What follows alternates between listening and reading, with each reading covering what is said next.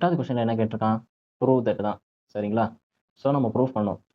என்ன எப்படி வந்து நம்ம ப்ரூவ் பண்ணலாம்?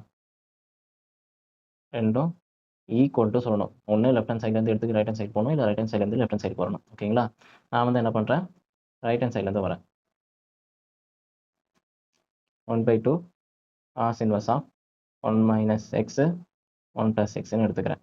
ஸோ இங்க வந்து எல்லாமே இதுக்கு முன்னாடி உள்ள கொஸ்டின்ஸ் எல்லாமே உங்களுக்கு எப்படி கேட்டிருப்பான்?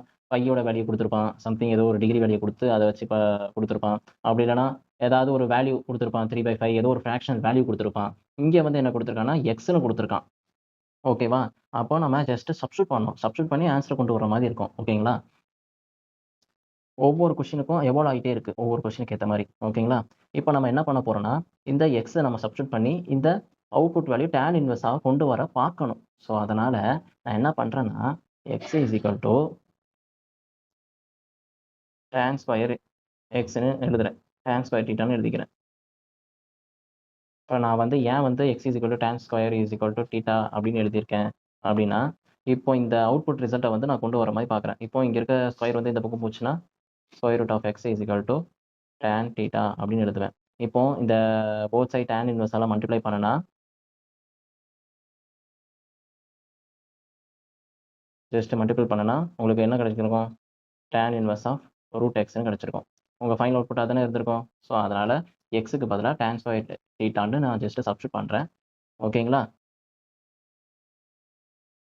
So 1/2 cos inverse of 1 minus tan square theta divided by 1 plus tan square theta.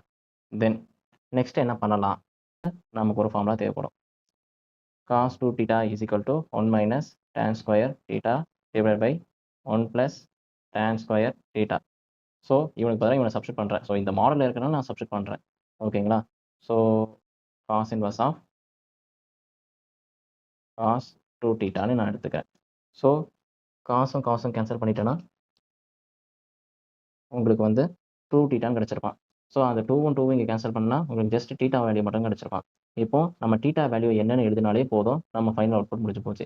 இப்போ இந்த இடத்துல பார்த்தீங்கன்னா, தீட்டா இஸ் ஈக்குவல் டு உங்களுக்கு tan இன்வெர்ஸ் ஆஃப் ரூட் எக்ஸ்ன்னு நம்ம எழுதிருந்தோம்ல, அத நம்ம ஜஸ்ட் சப்ஸ்டிட்யூட் பண்ணாலே முடிஞ்சு போச்சு. ஓகேவா? ஸோ தீட்டாக்கு பதிலா இந்த தீட்டாக்கு பதிலா நான் இங்க சப்ஸ்டிட்யூட் பண்றேன். சப்ஸ்டிட்யூட் பண்றனால எனக்கு ஃபைனல் அவுட்புட் வந்து tan இன்வெர்ஸ் ஆஃப் ரூட் எக்ஸ்ன்னு எழுதிட்டேன். ஸோ உங்க கொஸ்டின் அவ்வளோதான். முடிஞ்சு போச்சு. நமக்கு இங்க என்ன தேவைப்பட்டுச்சு? ஸோ ஜஸ்ட் பார்த்தோனே அனலைஸ் பண்ணணும். இங்க என்ன அவுட்புட் வருது, அதுக்கேத்த மாரி நான் ஒரு எக்ஸ சூஸ் பண்ணணும். அண்ட் ஆல்சோ ஒரு ஃபார்முலா நமக்கு தேவைப்பட்டுச்சு. cos 2 தீட்டான்ட்டு. ஓகேங்களா? சரி. நெக்ஸ்ட் கொஸ்டின் போலாமா? இப்போ 9வது கொஸ்டின்ல என்ன கேட்டிருக்கான்? இதுவும் ப்ரூவ் தட் தான் பண்ண சொல்லியிருக்கான். Cot inverse of root of 1 plus sine X plus root of 1 minus